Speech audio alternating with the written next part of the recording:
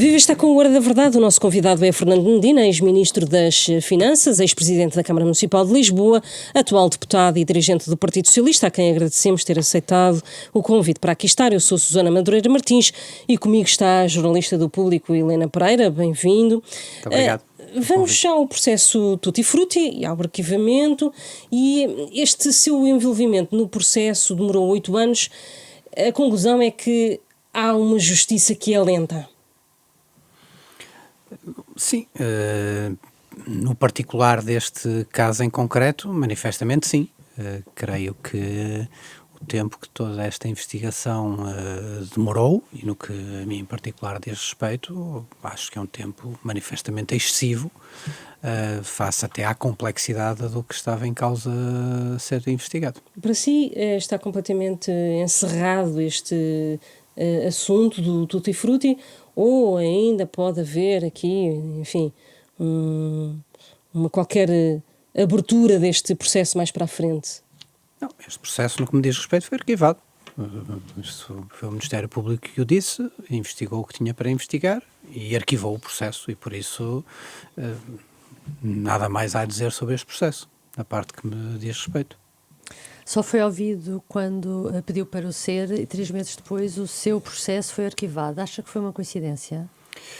Eu já tinha pedido para ser ouvido antes e já várias vezes, todas as vezes, aliás, que publicamente surgem notícias do meu envolvimento em processos de qualquer tipo que seja, a minha disposição e a minha vontade é de ser imediatamente ouvido e prestar todos os esclarecimentos. Neste caso, o Ministério Público entendeu fazê-lo depois de me constituir arguido, prestei o meu depoimento, podia não o ter feito, mas filo com vontade e com sentido de esclarecimento de todas as dúvidas. E o processo foi arquivado na altura que o Ministério Público assim o entendeu. Acha que, como é que vê este comportamento por parte do Ministério Público, 8 anos para investigar, no seu caso, uma situação relativamente simples? Acha que está em roda viva o Ministério Público? Bom, eu não quero estar a fazer neste momento apreciações de fundo sobre o Ministério Público, sobre o sistema de justiça em particular, até relacionados diretamente com este caso concreto. Mas partilho da opinião que o próprio Sr. Procurador-Geral da República tem relativamente a este processo, que de facto o tempo foi excessivo face àquilo que era a complexidade e as matérias em causa. Não se tratava de nenhum caso de complexidade com envolvimento internacional, que são muitas vezes a necessidade de cooperação internacional, que é muitas vezes aquilo que é difícil conseguir em tempo do ponto de vista do processo de investigação. Por isso eu partilho dessa opinião do Sr. Procurador-Geral da República, de que o tempo foi excessivo. Foram 8 anos, que foram 8 anos muito difíceis, com, no fundo, uma permanente saída de notícias, quer relativamente a mim, quer também relativamente ao Duarte Cordeiro, que aliás nem sequer chegou a ser ouvido, não sequer chegou a ser ouvido no processo. Creio que estou aqui a falar com duas experimentadíssimas jornalistas com elevadas responsabilidades nos órgãos de comunicação social que têm, sabem bem a quantidade de notícias e a quantidade de vezes que o meu nome foi envolvido em algo que eu não tinha nenhum envolvimento e de que, aliás, não tinha forma de me defender durante a justiça, porque não era ouvido e não me pediam nenhuma informação sobre o assunto, sobre o tema em concreto. Foram anos muito difíceis para mim e para a minha família, para todos aqueles para os que me estão próximos, com consequências naturalmente pessoais, familiares, políticas também, e por isso, felizmente, neste momento, isso acabou, foi arquivado. Tudo isso foi arquivado. O seu antigo colega de governo, João Galamba, esteve 4 anos sob escuta. Como é que classificaria isto? Não é normal? Não, considero que não é normal, já tive a oportunidade de prestar declarações sobre esse tema, isso parece-me obviamente todo desconforme qualquer adequação dos meios de investigação àquilo que se pretende provar. Acha que o Ministério Público tem um preconceito especial contra os políticos? Não, eu não quero fazer esse tipo de considerações. Mais a mais, como digo, estamos a falar a propósito do que foi o desenvolvimento deste processo. Não quero fazer esse tipo de considerações, mas posso dizer que algo que eu posso dizer que está à vista de todos. As decisões e a forma como, por um lado, as investigações decorrem e, por outro lado, como a comunicação social as trata, criam um clima de suspeição que se arrisca muitas vezes a ser permanente e contínuo, em que de simples investigado, que muitas vezes a pessoa nem sequer sabe que está a ser, a culpado, é transformado num culpado em permanência. Posso falar da minha experiência. Durante estes 8 anos, mais de 2.000 notícias e mais de 48 horas consecutivas de peças televisivas, isto é, se colássemos todas as peças televisivas com o meu nome a propósito deste processo ou de outros processos, teríamos 48 horas consecutivas de peças televisivas, em que obviamente a minha honra foi manchada, que o meu bom nome foi posto em causa, que a minha idoneidade foi questionada, que a minha integridade foi também questionada, foi durante 8 anos. E isso, há no fundo este contínuo entre investigação de processos e do outro lado comunicação social, que é no fundo uma corrida para o fundo. É uma corrida de destruição de caráter de pessoas, é uma corrida de destruição de personalidades, de destruição de vontade de serviço, e não acrescenta nada. É uma tentativa, muitas vezes, dentro deste modelo que está montado, em que nada disso ajuda sequer a uma boa investigação, nem uma boa conclusão dessas investigações, como aliás, no meu caso em particular, se viu com o arquivamento 3 meses depois de eu ter prestado os esclarecimentos, que aliás poderia ter prestado muito antes. Viu arquivadas as suspeitas que existiam sobre si neste processo Tutti Frutti, mas o Ministério Público acusou outros 3 socialistas, Inês Drummond e também Ana Sofia Dias e Rui Paulo Figueiredo. Em relação a Ana Sofia Dias e a Rui Paulo Figueiredo, eles mantêm-se em funções na Junta de Freguesia da Penha de França e Rui Paulo Figueiredo como deputado municipal. A questão que lhe coloco é se deviam de facto manter-se em funções, pelo menos estes 2 últimos, como deputado municipal e como presidente de junta. Eu acho que isso decorre da consciência de cada um e da... Sente que Inês Drummond afastou-se das funções como vereadora. Afastou-se e tomou uma decisão que eu saúdo, do ponto de vista da sua forma de estar na vida política, relativamente às outras pessoas. Toma-na em função da sua consciência. Mas em relação ao Partido Socialista, faria um bom serviço se pelo menos se afastassem destas funções ou a suspensão das suas funções? Eu não quero falar destes casos em concreto, posso falar do que é a regra geral que o Partido Socialista tem relativamente, aliás, meramente relativamente aos deputados, que é, no fundo, um compromisso que os deputados assumem de, se houver uma apreciação por um juiz de instrução ou por uma condenação em primeira instância, caso não haja instrução, que deve haver a renúncia ao mandato. E esse parece-me um princípio adequado, parece-me um princípio proporcional, porque é importante que se tenha presente as diferentes figuras e o peso das diferentes figuras. Uma coisa é alguém que está a ser investigado, que é a coisa mais normal e saudável numa democracia, é que possa haver recursos e meios para que se possam desenvolver as várias investigações que são necessárias fazer para assegurar que tudo corre normalmente. E orgulho-me, aliás, de ter, enquanto Ministro das Finanças, desbloqueado várias áreas onde havia estrangulamento de recursos para que o sistema de investigação criminal pudesse funcionar de forma mais ágil, mais rápida, mais efetiva. Isso é parte da normalidade. Depois há uma outra parte, que é a parte seguinte, onde se formula uma acusação, e essa acusação deve ser vista e avaliada por um juiz, que é a única parte imparcial, por assim dizer, no processo. Seja no fundo, nomeadamente e designadamente um juiz de instrução. Aqui há uma Temos acusação visto de a corrupção e de prevaricação.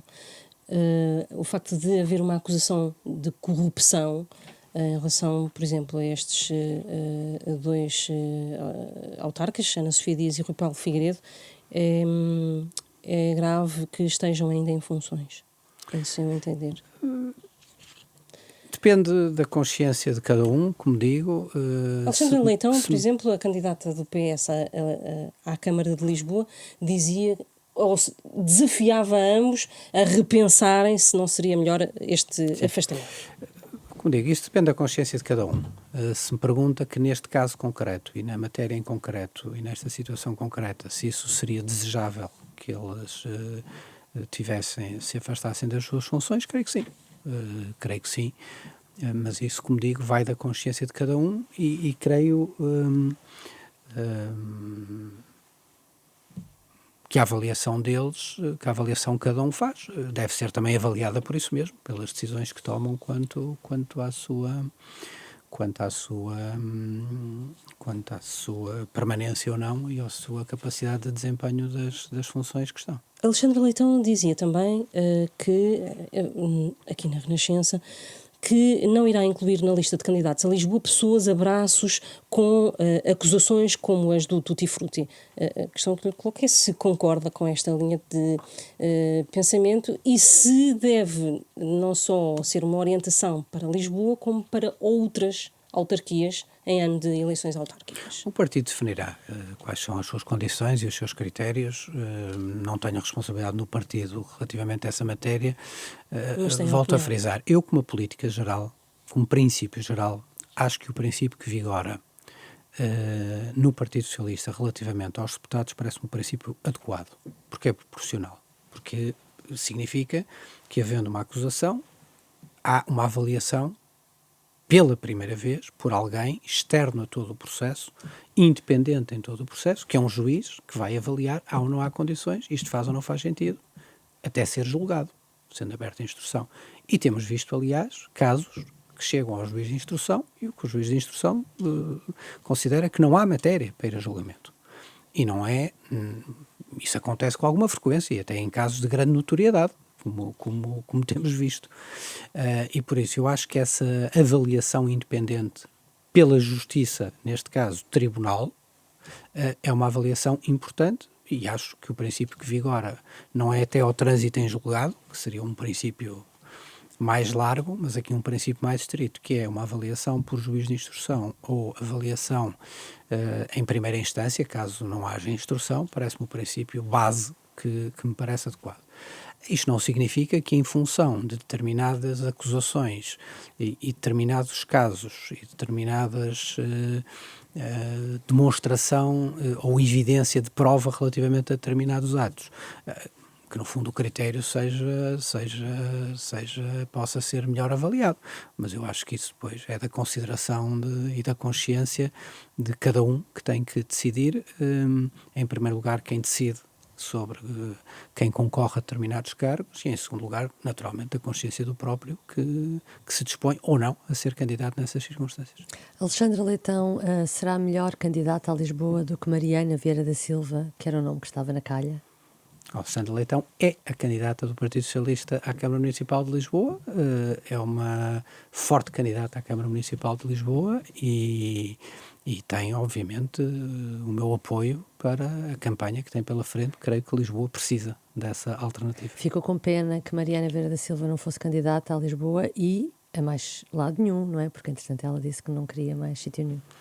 Essa é uma boa forma de tentar fazer a mesma pergunta por outro via. A Alexandra Leitão é a candidata do Partido Socialista à Câmara de Lisboa e espero que seja a candidata, que seja a vencedora e que seja a próxima Presidente da Câmara Municipal de Lisboa. Aliás, seria a primeira mulher a ser Presidente da Câmara Municipal de Lisboa, um dos lugares políticos de topo do país que ainda não foi ocupado por uma mulher. E neste caso, creio que Lisboa precisa dessa mudança. E o Fernando Medina, agora que está livre deste processo, pode ser candidato autárquico? Gostaria? Está disponível? Não, esse é um tema que não se coloca, nem se colocou, nem se coloca. Esta semana houve buscas na Câmara Municipal de Valongo. Foi constituído arguido um vereador por suspeitas de corrupção no licenciamento de um restaurante. Este vereador vai ser candidato do PS à Câmara de Valongo. É um pouco na sequência da pergunta que eu lhe colocava há pouco. Se candidatos com problemas na justiça, se é uma boa opção para o Partido Socialista nesta altura do campeonato. Eu não desconheço esse caso em concreto, vi noticiado na comunicação social, desconheço o caso em concreto, não sei sequer em que ponto processual esse caso está, nem as circunstâncias que o envolvem. E se o PS devia de alguma maneira ter um manual de orientação, boas práticas para os candidatos autárquicos? Eu já aqui referi o que é que eu considero que é boa prática, não é? Que é uma prática que me parece, claro, alguém que seja, no fundo, que haja uma validação da acusação do Ministério Público por um tribunal de instrução ou a condenação por um tribunal de primeira instância. Acho que as pessoas nessas circunstâncias não devem ser candidatos. Abaixo disso, acho que merece uma avaliação ponderada, caso a caso, em função das matérias que estão em causa. Acho que não podemos nem correr o risco de nos desligarmos da gravidade de algumas matérias em causa e de matérias de prova que são conhecidas, mas também não podemos correr o risco, que me seria absolutamente uma subversão do princípio de um Estado democrático, que alguém que esteja sob investigação em algum processo imediatamente visse coartado os seus direitos cívicos e políticos de ser candidato. Quer dizer, isso seria a atribuição de um poder a quem conduz uma investigação que, como digo, são normais, são desejáveis, é bom que sejam efetivas, rápidas em tempo, para acusar quem deve ser acusado, mas também para não deixar enlamear o nome de quem não merece, não tem nenhum envolvimento nessa situação, no caso em concreto.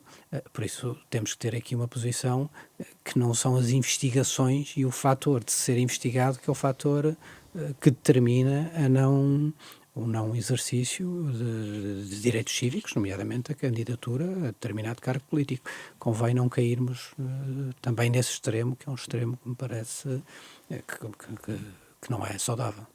No último sábado, o PS reuniu a Comissão Nacional sobre Presidenciais. Acha que foi útil ou não viu que saísse dali nada?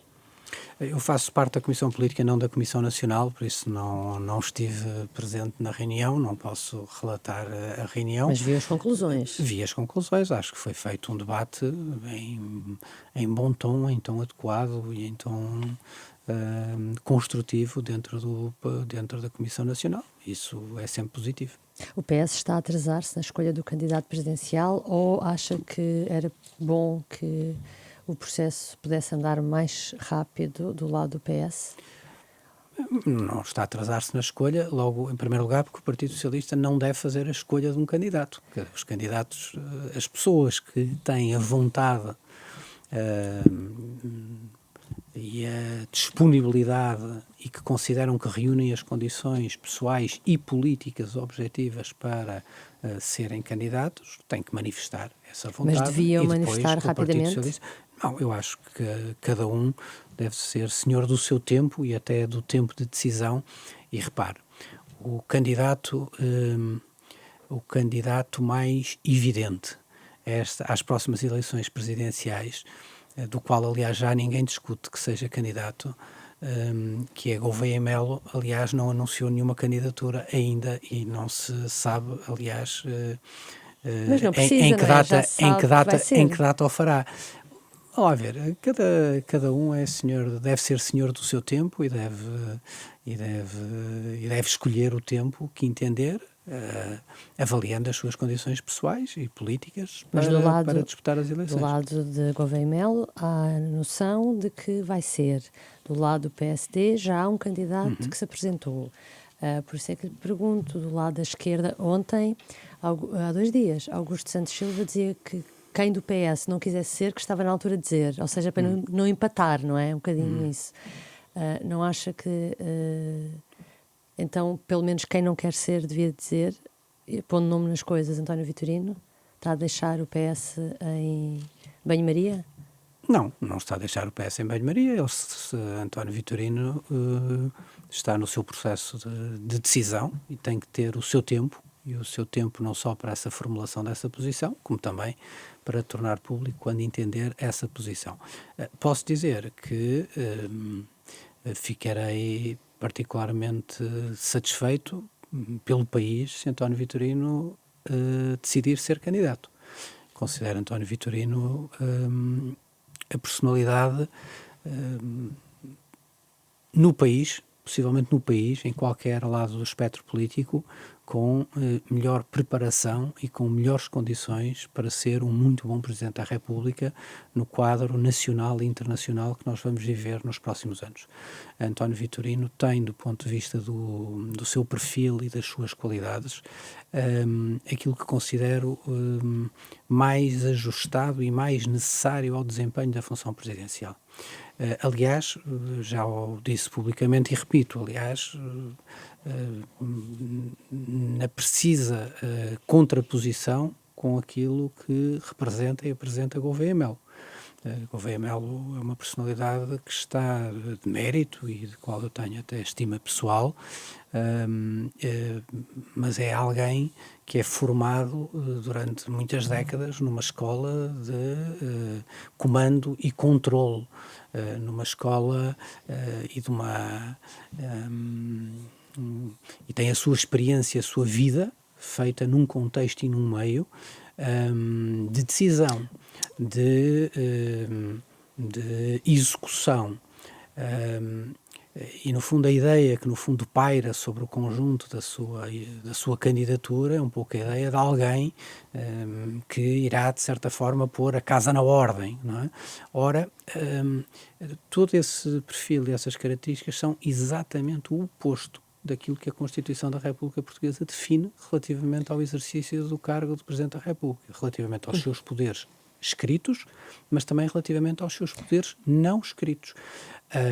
E nessa contraposição, António Vitorino tem, na minha opinião, o perfil perfeitamente adequado de ser um construtor de pontes e de soluções num país que tem hoje e vai viver nos próximos anos uma situação política que dificilmente terá condições de estabilidade muito efetivas e que enfrenta no contexto internacional desafios muito complexos, como é, no fundo, o fim do multilateralismo como modelo de organização à escala mundial. Os militares gostam de dizer na brincadeira, mas não é bem na brincadeira, que as Forças Armadas não são uma democracia.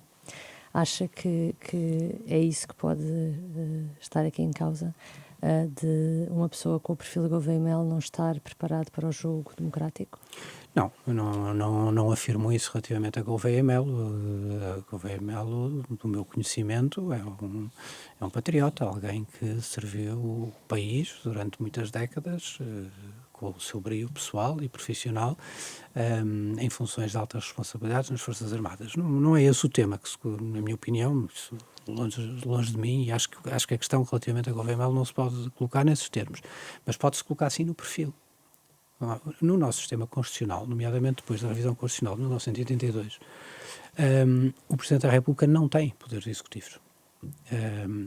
O Governo não responde perante o Presidente da República, responde perante a Assembleia da República. Recordam-se que essa revisão constitucional é feita, precisamente, depois de termos tido uma presidência da República do general Ramalhianos, que num contexto completamente diferente do atual foi absolutamente essencial e decisiva para assegurar a transição da ditadura para a democracia, para a consolidação de um Estado democrático, que depois, nessa revisão constitucional, dá mais um passo e afirma o nosso regime como um regime de pendor fundamentalmente parlamentar, retirando ao Presidente da República, no fundo, aliás, a ascendência sobre o Governo que antes de 1982 existia. E por isso o Presidente da República tem funções que são constitucionalmente muito relevantes, mas não tem, nem deve ter, na minha opinião, qualquer entrada dentro do que é a esfera dos poderes executivos que estão e bem, dentro do Governo, e os poderes legislativos que estão, e bem, na Assembleia da República. E por isso, dentro deste perfil, em que se estabilizou bem, aliás, com presidências da República de boa memória, quer com Mário Soares, quer com Jorge Sampaio, a capacidade de haver um presidente capaz de ler bem o país, de se ligar bem com os portugueses e de ser capaz de construir e contribuir para as soluções dentro do sistema político-partidário é em minha opinião, a característica fundamental e o ativo fundamental que alguém que vai desempenhar essas funções.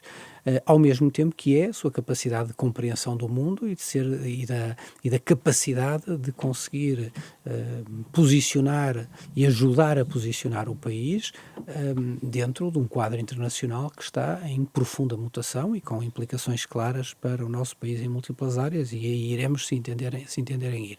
Ora, neste quadro, que é o quadro de competências e do exercício de funções, vejo, de facto, com sérias dificuldades, como é que um perfil como o de Gouveia Melo se encaixa, porque eu acho que não encaixa.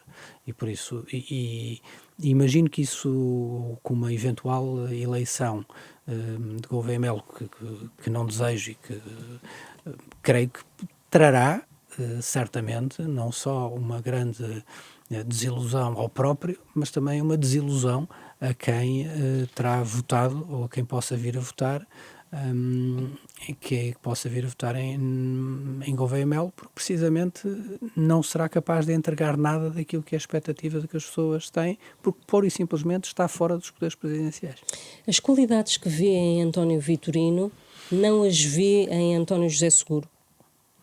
Eu creio que são pessoas muito diferentes, com perfis muito diferentes. Não creio que seja sequer justo fazer essa comparação do ponto de vista das suas experiências, do ponto de vista da forma como olham para o país e de como olham para a Europa e como olham para o mundo. António José Seguro?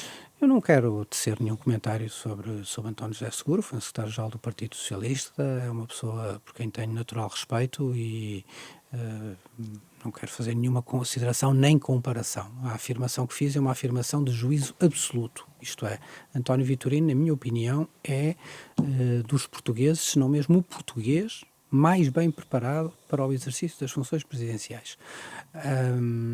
Disso eu não me restam, não tenho dúvidas a esse respeito. E por isso, havendo essa possibilidade de ele aceitar esse desafio, espero que o aceite. O Partido Socialista, de alguma forma, arrisca-se a não ter um candidato da sua área política na segunda volta? Isso... E como é que o partido sai de uma situação dessas? Essa possibilidade é real? Bom, nós estamos ainda há muito tempo das eleições presidenciais. Parece que todos, nesta altura, entre políticos, comentadores e jornalistas, nos estamos muitas vezes a esquecer do quanto a característica fundamental da política é mesmo a sua imprevisibilidade e a sua capacidade de mutação e de alteração, não é, dos seus rumos e dos seus acontecimentos e dos seus protagonistas de um momento para o outro. Basta vermos o que aconteceu no último ano e meio para percebermos como a realidade é dinâmica. Exatamente, e o ritmo do dinamismo. E nós ainda estamos muito longe desse processo. Estamos já, aliás, todos a assentar e dar como adquirido que há um protocandidato, porque aliás ainda não assumiu que o era, que passará já à segunda volta, e que depois restará uma disputa entre o centro-direita e o centro-esquerda sobre quem passará à segunda volta. Eu, neste momento, o que acho é que o fundamental era que possam surgir na sociedade portuguesa pessoas com um perfil e com características que nos assegurem de poder serem os melhores presidentes da República que o país possa dispor. Nós estamos num momento em que, particularmente exigente no quadro nacional, recordo-me, aliás, só para sublinhar um facto, não estamos excluídos, não está excluído que possivelmente a primeira decisão que um novo Presidente da República venha a tomar não seja precisamente a própria dissolução da Assembleia da República. Para vermos o quadro em que nos vamos movimentar e as características que são precisas, não é? Para um Presidente gerir um quadro dessa complexidade. Está em crer que nessa altura a proposta de orçamento do Estado possa ser chumbada nesse quadro? Estou a dar, se isso acontecer, e poderá acontecer, não sabemos. Sabemos que se isso acontecer, creio que é muito difícil para a manutenção de um governo com a percentagem que tem de apoio parlamentar, que deixa de o ter sob um instrumento fundamental da governação, e por isso esse é um desafio, é uma decisão que se colocará logo à cabeça do novo Presidente da República. Mas isto, não quero fugir à questão que me põe do ponto de vista direto. Eu acho que a primeira questão é muito importante que no espaço do centro-esquerda apareçam as personalidades que podem e que deem as garantias ao país de um grande desempenho do lugar. É um lugar de enormíssima exigência que as circunstâncias ditam que será ainda mais exigente do que é habitual, dado, no fundo, aquilo que nós conhecemos, ou a probabilidade de se repetir aquilo que nós conhecemos, de uma fragmentação no nosso quadro partidário, de uma maior fragmentação do nosso quadro partidário, e dado aquilo que se está a passar a nível internacional e de uma mutação particularmente exigente. Eu acho que essa é a primeira preocupação que tenho, é que apareçam candidato, na minha opinião, já o afirmei, qual será... E se esse candidato recusar, ou, enfim, disser que não está disponível, o Partido Socialista está como que obrigado a apoiar António José Seguro? Bom, eu não vou antecipar as decisões que o Partido Socialista tome, ainda para mais não se conhecendo os candidatos. Como digo, nós estamos ainda há muito tempo das eleições, não há apresentação de candidatos na área do centro-esquerda, bom, tirando naturalmente a afirmação que o PCP já fez relativamente à candidatura que apresentará, repetindo no fundo o que é o seu percurso e a sua tradição. Estamos ainda cedo relativamente a conhecermos esse mapa de disponibilidades. Veremos qual ele será. Se António Vitorino, por exemplo, não avançar, fala-se da possibilidade de Sampaio da Nova avançar com o apoio de figuras do LIVRE e do Bloco. Era alguém que o Fernando Medina veria com bons olhos, então? Quem eu vejo com bons olhos é António Vitorino. Não, mas estou a dizer se o António Vitorino não avançar. Eu não vou especular sobre isso. Depois poderemos falar... Ou preferia uma pessoa como Augusto Santos Silva, que pelos vistos está-se a fazer ao lugar de candidato? Eu aguardarei, eu tenho um grande respeito, uma grande consideração e admiração por Augusto Santos Silva. Creio que é uma pessoa que tem também as qualidades absolutamente essenciais, as qualidades para o exercício da função. Tenho, aliás, a curiosidade de revelar que foi meu professor há muitos anos. Talvez o único ponto negativo que tenha a sublinhar foi que não me deu a nota que eu considero justa, que eu merecia à época. Não se esqueceu. Não me esqueci, já lhe referi mais do que uma vez. E por isso... Portanto, se não for o Vitorino, é Santos Silva. Registro essa como é dizer... ouvi, não é? com atenção, mas acho que já exprimi aqui a minha opinião sobre o que considero ser a candidatura que eu apoiarei e que considero e que defendo, no sentido de ser a que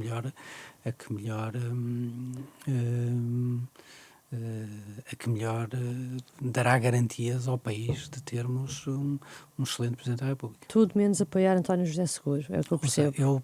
Poderemos falar, esta nossa conversa não é a última conversa, isto não é a última ceia, e por isso eu tenho falado com o público, com a Rádio Renascença, com alguma regularidade. Estou disponível depois, mais à frente, num outro quadro mais definido relativamente a candidaturas para voltarmos a falar, mas neste momento não quero quero especular sobre isso. Vamos falar da sua área de finanças. O atual governo, quando tomou posse, denunciou, criticou a compra de dívida pública por parte de várias entidades estatais, no tempo em que era ministro das Finanças. Soube-se agora que o atual governo, da AD, manteve a mesma prática. Como é que viu esta atitude?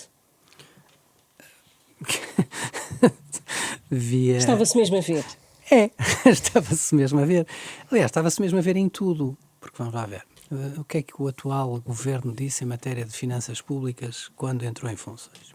Disse, em primeiro lugar, que havia um problema nas contas públicas. Sabemos hoje que o superávit será em 2024 maior do que aquele que o governo anunciou. E do que anunciou mesmo em outubro. Estamos a falar há pouco tempo atrás. Corresponde exatamente àquilo que eu afirmei em junho. Em junho, afirmei que o superávit de 2024 iria ser superior àquilo que o governo de então estava a dizer. E disse-o em junho, voltei a dizê-lo em julho, disse-o em setembro, disse-o em outubro, sistematicamente afirmei isso. E como disse bem, estava-se a ver que iria ser superior. E por isso Portugal irá ter um superávit em 2024 superior àquele esperado, o que contraria e arruma por completo a tentativa inicial do governo de se vir dizer que as contas não estavam em ordem. As contas estavam totalmente em ordem e ao ponto que estavam em ordem, que é preciso ver que este orçamento de 2024 foi o orçamento aprovado pelo governo do PS e da minha responsabilidade. E por isso... tudo isso, essa primeira linha de argumentação caiu por terra e vai cair estrondosamente quando se conhecer o número do superávit deste ano. Aponta para algum número?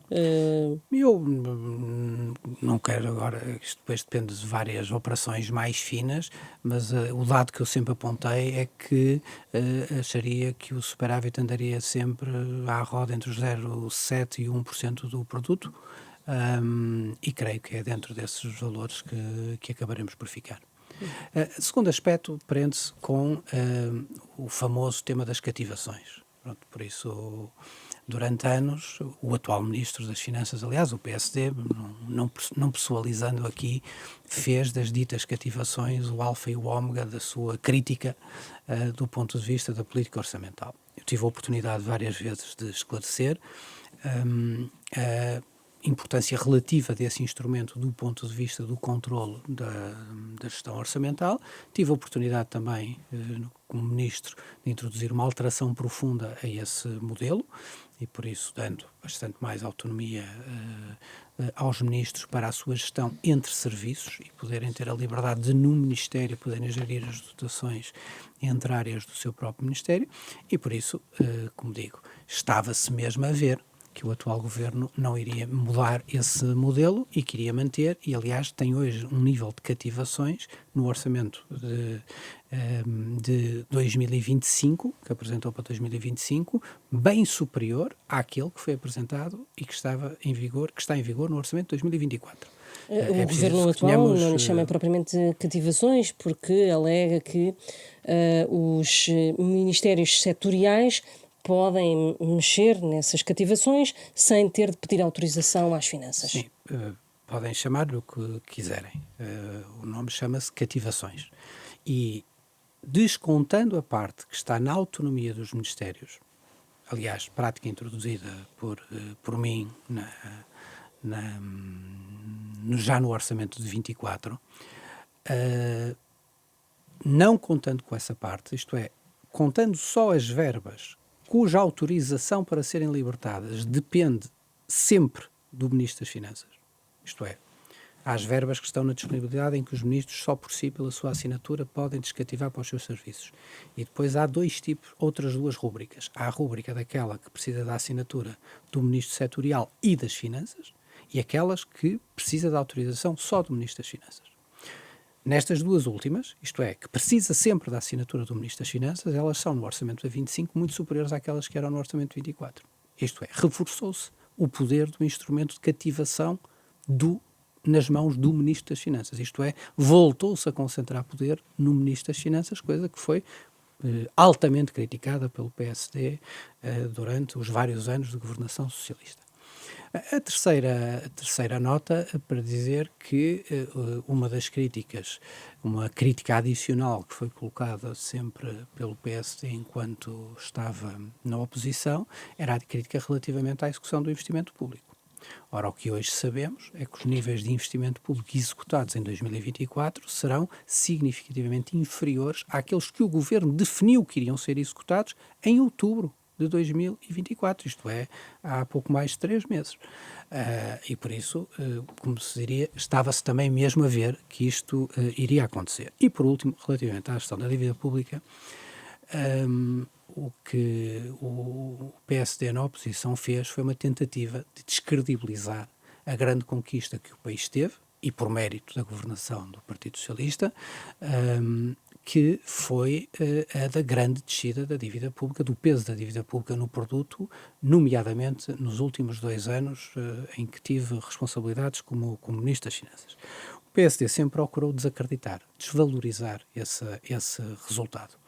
E por isso foi invocando tudo, e foi invocando um conjunto de falsidades, de tentativa de considerar anómalas coisas que são verdadeiramente naturais e que são, aliás, a boa política de se fazer.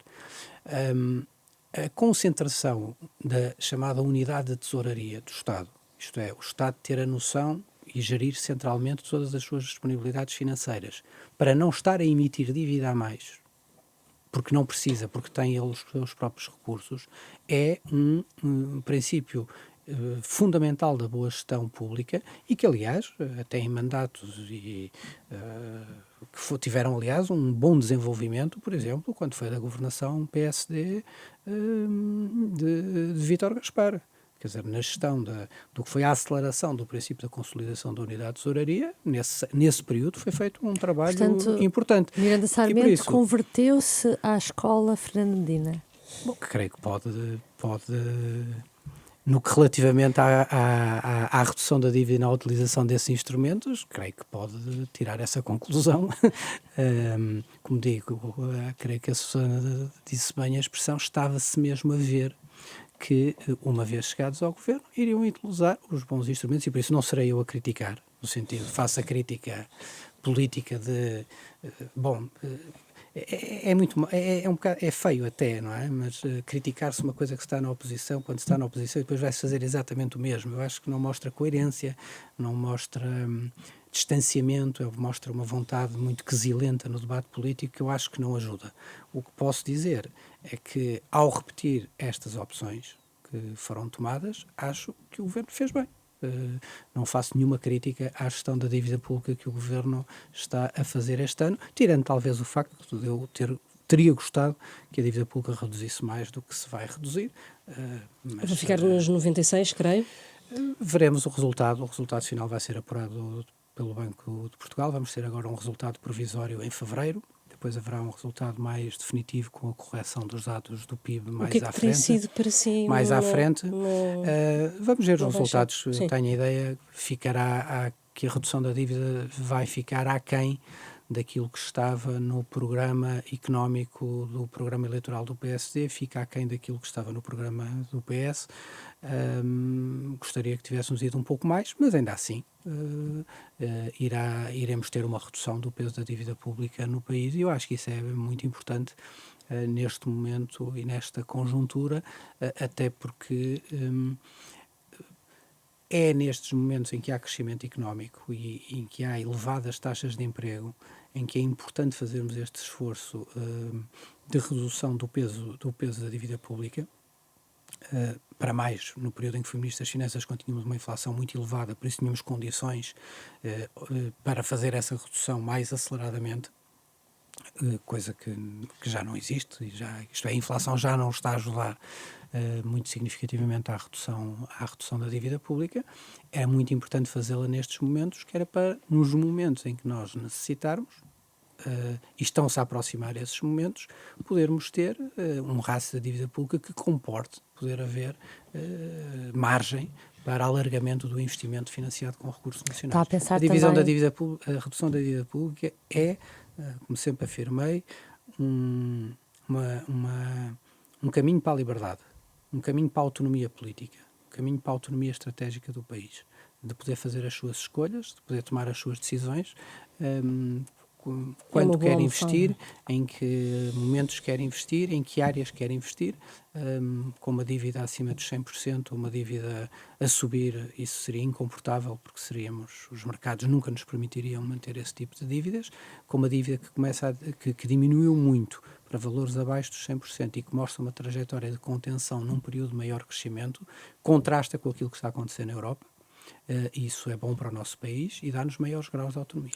E está a pensar também nos impactos da administração Trump na economia europeia e na forma como isso pode abalar também as nossas previsões de crescimento?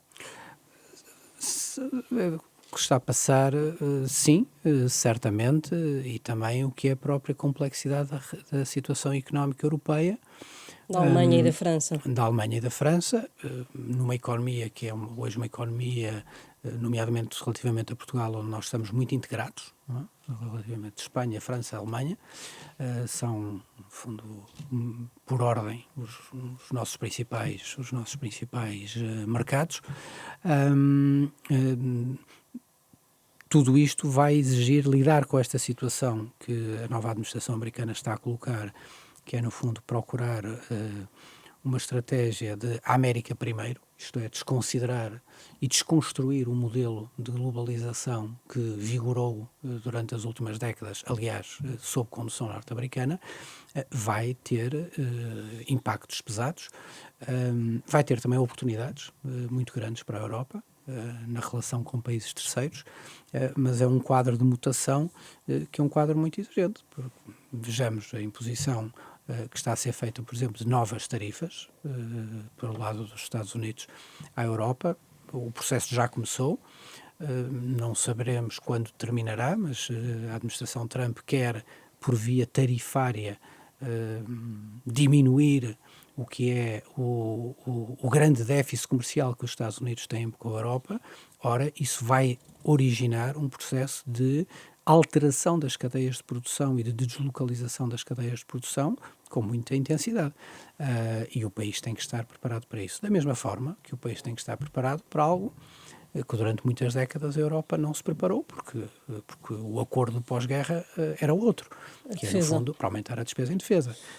A forma de o país poder gradualmente aumentar a sua despesa em defesa sem comprometer o Estado Social é um dos desafios mais exigentes que o país vai ter do ponto de vista da gestão económica, que implica, em primeiro lugar, termos uma economia forte, uma economia robusta, uma capacidade de criação de emprego forte, como temos tido e tivemos ao longo dos últimos anos, que depois tem um reflexo do outro lado, que é, com uma boa gestão das contas públicas e das finanças públicas, assegurar-nos uma estabilidade financeira. A não ser que a União Europeia faça uma alteração e deixe que as despesas de defesa não venham a contar para o déficit.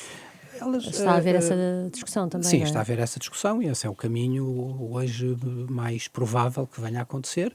Não creio que seja exatamente nessa forma, porque depois já sabemos que a criatividade dos países, se uma fórmula dessas é colocada, nós iríamos ver uma extraordinária criatividade no que seriam despesas em defesa, nomeadamente aquelas chamadas de duplo uso, sim. Mas creio que será esse o caminho. Isto é, a Europa, ao invés de caminhar num sentido de aumento da dívida emitida centralmente pelos Estados, relativamente à política de defesa, há uma preferência hoje porque seja o recurso aos orçamentos nacionais. O meu ponto é este, essa dívida pode não contar para efeitos de déficit numérico, mas ela tem que ser paga na mesma, é a dívida que existe. Pode não contabilizar para o critério de ser sancionado ou não sancionado, mas ela tem que ser paga, conta, existe, é a dívida do país, é a dívida do Estado. Nós temos de ter noção do que é que estamos a falar de valores. Quando se fala em fazer crescer um ponto, por exemplo, ou no caso do nosso país, imaginemos para um valor de referência de 3% do PIB afeta despesas de defesa. Face à realidade que o país tem hoje, nós estamos a falar de qualquer coisa, a preços de hoje, a valores de hoje, peço desculpa, qualquer coisa na casa de um reforço permanente de 4.500 milhões de euros. Ora, nós estamos a falar de verbas que já estão em metade do que custa o SNS. Mas este governo não se comprometeu sequer com isto. Luís Montenegro certo, eu estou a nem sequer sequer admite os 3%. Certo, o compromisso de Portugal vai para 1,96 em 2029, é esse o compromisso que o Governo referiu, mas creio que ser inequívoco que vai haver um pedido na próxima semana e coletivo a nível da União Europeia de um esforço até para lidar com aquilo que são as transformações da administração Trump. Isso vai significar desinvestimento noutras áreas para não sociais. significa esse desafio. O desafio que o país está, um dos grandes desafios que o país está colocado é precisamente como fazer essa evolução sem comprometer as áreas sociais. E acha que vai ser inevitável comprometer? Acho que não é inevitável. E acho que agora exige um trabalho exige um grande foco naquilo que é fundamental. Exige um grande foco numa economia forte, exige um grande foco no que é uma economia com grande capacidade de criação de emprego, exige um grande rigor na gestão das contas públicas, exige que não se façam coisas como aquelas que se têm feito, que é, no fundo, tentar achar que se faz política, que são grandes ações, simplesmente satisfazendo todas as reivindicações e mais algumas que aparecem à porta, achar que isso é fazer boa política pública, principalmente quando a satisfação dessas reivindicações não se traduz em melhoria de qualidade de serviços públicos. Eu acho isso um erro. Em várias coisas que estão atualmente a ser feitas. Percebo que há o contexto de um governo minoritário, mas percebo também que há uma linha política que considera que isso que é governar bem. Eu acho que isso não é governar bem, é governar mal. Outra altura de campanha eleitoral que normalmente que o país não pode ativa esse comportamento. Helena, mas o problema é este. Um país, se está permanentemente em campanha eleitoral, e se o estar em campanha eleitoral se traduz pela ação dos governos em permanentemente abrirem os cordões para satisfazerem qualquer reivindicação e todas as reivindicações vindo dizer que estão a resolver problemas, primeiro, não estão a resolver nenhum problema. Pronto, estão a resolver o problema de um conjunto limitado de pessoas concretas que têm determinada reivindicação que, no seu entender, será totalmente justa. Mas não estão a resolver nenhum problema de melhoria de serviço público e estão a criar vários problemas, nomeadamente a capacidade do país de dar as respostas adequadas em áreas de política pública que vão ser importantes. E por isso, respondendo de forma muito sintética à pergunta, não é inevitável que o reforço do investimento da defesa obrigue a uma diminuição do Estado Social, mas para isso é preciso que se preencha um conjunto de condições e que siga um conjunto de orientações políticas e que haja consciência de que essas orientações têm que ser seguidas. Uma economia a crescer, um alto nível de emprego, o que isto depois nos levaria a outro tema, para outra entrevista certamente sobre o tema da imigração, e uma gestão forte e muito rigorosa das nossas contas públicas. Vamos falar da TAP e da privatização. Segundo a Bloomberg, o Governo prevê iniciar o processo já em março, vender pelo menos 49% do capital. A confirmar-se este modelo, significa que poderá ser alienada uma participação minoritária, mantendo-se o Estado com o controle do capital. É algo com que concorda, tendo em conta que o Governo de que fez parte previa a venda de mais de 51% do capital. Eu não quero comentar nenhuma posição eventual do Governo que está traduzida numa notícia de jornal. Não sei se é essa a intenção, não sei. Não conheço o pensamento do Governo sobre essa matéria, que aliás ainda não o explicitou de forma clara. E sublinho o aspecto, talvez a nota importante que o Governo deixou sobre esse tema, que é o reconhecimento que há uma necessidade de pelo menos haver algum diálogo no quadro parlamentar, porque de facto o Governo não tem hoje maioria para poder decidir sobre um assunto dessa importância sem que haja um mínimo de base parlamentar, de apoio parlamentar para o poder fazer, e as posições dos partidos são bastante diferentes entre si. O que eu posso falar é sobre, no fundo, a questão dos princípios, não é? Relativamente a uma operação dessa natureza. A privatização da TAP justifica-se, em primeiro lugar, se dessa privatização resultar o que é o aproveitamento e a expansão da TAP dentro de um grupo de maior dimensão, um grupo de aviação de maior dimensão. Isto é, não faz, na minha opinião, nenhum sentido uma privatização feita qualquer tipo de fundos ou operadores financeiros que procurem, no fundo, mais-valias que depois até possam levar ao próprio desmantelamento da empresa. Eu acho que isso devia ser impedido no próprio decreto de privatização da TAP. Acho que a venda devia estar restrita a companhias aéreas ou consórcios, muito bem, mas no fundo que se perceba quem é a companhia aérea principal onde o grupo se vai inserir. Tem que ser valorizada a capacidade da complementaridade dessa empresa com a TAP, isto é, a menor sobreposição possível e o maior complemento possível, porque só isso é que dará recursos e capacidades à TAP de sobrevivência e do seu desenvolvimento a longo prazo. Isto é, ocupar o seu lugar, que é um lugar estratégico absolutamente insubstituível, no que é a ligação com a América do Sul, a América do Norte e o continente europeu. É para isto que a TAP está particularmente vocacionada e é por isso que ela é importante e na ligação com a África. Por isso, no fundo, estas três ligações, América Latina, África e a percentagem América de privatização? Segundo ponto só, já lá irei, só muito rápido, é essencial que nas condições de privatização estejam, obviamente, o crescimento da companhia e que estejam a manutenção do hub de Lisboa. Isso é a condição fundamental. Sobre as condições de privatização, eu acho que elas devem decorrer do que é a avaliação, em primeiro lugar, do momento, do mercado e das condições que existem no mercado e devem decorrer daquilo que tem que ser uma base política suficientemente ampla para que este processo possa correr bem e para que este processo não se repita de forma alguma aquilo que foram os gravíssimos erros cometidos na privatização em 2015, que é termos uma privatização a ser feita depois de umas eleições em que já se sabia que a maioria do Parlamento não estava de acordo com a privatização naqueles moldes e naqueles termos.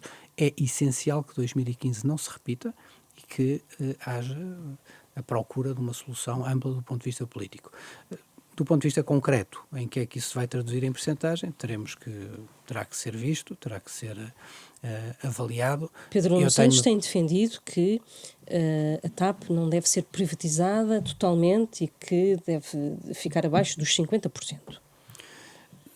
Sim, é a posição que o secretário-geral do partido tem manifestado. Não é exatamente a sua. Será ele certamente que irá ter uma palavra-chave na condução desse processo de diálogo também com o Governo, e por isso será não é a exatamente a sua partido, posição, não é? do Partido Socialista. O que é importante para mim nesta fase é que se assegure que quem entra no capital da TAP tenha a competência, a idoneidade e a capacidade de fazer a companhia crescer e que funcione num quadro de estabilidade acionista. Aquilo que se está amplamente demonstrado é que quando há dois a mandar, há dois a mandar e dois que têm objetivos que não são convergentes, nunca dá bom resultado para a companhia. E por isso o que eu acho importante do modelo que vier a ser definido é um modelo que assegura a estabilidade acionista, seja logo no dia a seguir à primeira fase de privatização, seja depois, no futuro, quando possam ocorrer novas fases de privatização. Está terminado este Hora da Verdade. O nosso convidado foi Fernando Medina, ex-ministro das Finanças, atual deputado do Partido Socialista e também dirigente do partido. Este programa teve a gravação áudio de Rui Glória e a gravação vídeo de Beatriz Pereira e a sonorização fica a cargo de Diogo Casinha. Regressamos na próxima semana.